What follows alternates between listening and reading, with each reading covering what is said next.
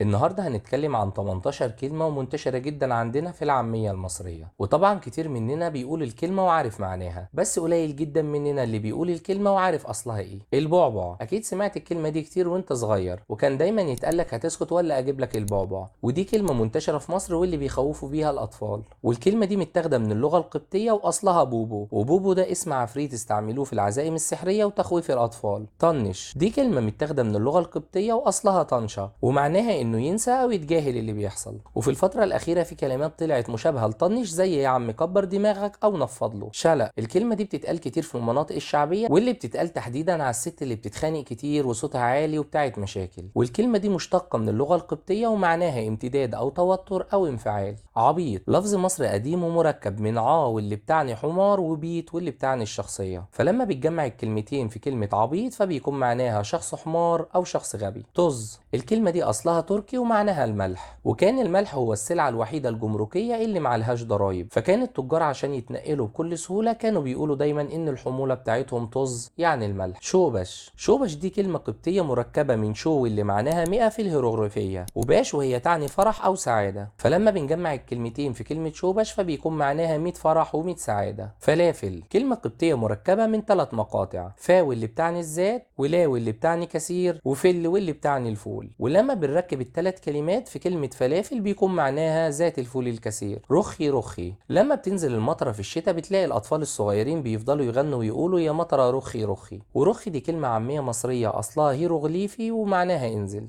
أهبل، كلمة يونانية وأصلها هابلز واللي بتعني السذاجة. مدمس، كلمة يونانية ومعناها الفول المستوي في الفرن بواسطة دفنه أو تمره في التراب، واللي بتشيل أكتر الوجبات الشعبية عند المصريين. وفي الهيروغليفية بيقال عليه متمس، واللي تعني إنضاج الفول بواسطة دفنه في التراب. وحوي، أكيد سمعنا في شهر رمضان أغنية وحوي يا وحوي إياحة، ودي كلمة شهيرة ولها قصة كبيرة. فبعد انتصار الملك أحمس على الهكسوس وطردهم من البلاد، خرج الشعب المصري يحيي الملكة إياح حطب والدة الملك أحمس، فكانوا بيهتفوا لها ويقولوا واح واح إياح، وده معناه تعيش تعيش إياح. ومع مرور الزمن بقوا ينادوا بيها ويعبروا عن فرحتهم بقدوم شهر رمضان المبارك. جزمة، أكيد سمعت واحد قبل كده بيقولك إن الشخص ده جزمة، وجزمة دي كلمة أعجمية واللي بتعود لعهد العثمانيين، وأصلها كلمة تشيزمة واللي بتعني حذاء. شنطة، ودي كلمة مشتقة من اللغة التركية وأصلها تشانتا، واللي برضو مشتقة من اللغة الفارسية وأصلها جنتا، وبتستخدم للدلالة على الحقائب وتحديدا الصغيرة منها. يد العدي، كلمة بتستخدم كتير في المشاكل والخناقات المصرية، وأصلها في اللغة العربية يا ألد أعدائي، واللي اختصرها الناس باللغة العامية المصرية وخلوها يد العدي. هلس، أكيد سمعت قبل كده واحد بيقول لواحد أنت هلس، وكلمة هلس دي يونانية وأصلها هيلوس واللي معناها التلف أو الفساد. يلا برا، كلمة بتتقال لما حد يبقى متضايق من حد وعايزه يمشي من قدامه، فتلاقيه بيقول له يلا اطلع برا أو يلا برا، ودي كلمة قبطية مأخوذة من اللغة اليونانية وأصلها إلى برا واللي بتعني إلى الخارج. يا خراشي، كلمة مصرية بتستخدم لنداء المستضعفين واللي بيحتكموا عند حاكم عادل، وبترجع لاسم أول شيخ أزهر وهو محمد الخراشي واللي كان بينصر الضعفاء والمظلومين. أوي، كلمة مصرية قديمة واللي نطقها أجدادنا بنفس الطريقة بتاعتنا، واللي بتعني طويل وممتد، والمصريين دلوقتي بيستخدموها بنفس المعنى حرفيا، زي مثلا واحد بيوصف لك مكانه ويقول لك أنا ساكن في بلد بعيدة أوي. فياريت ما تنساش اللايك والشير والسبسكرايب وتفعل زر الجرس، لأن الفيديو ده تعبني أوي أوي أوي. خدوا بالكم من نفسكم، سلام عليكم.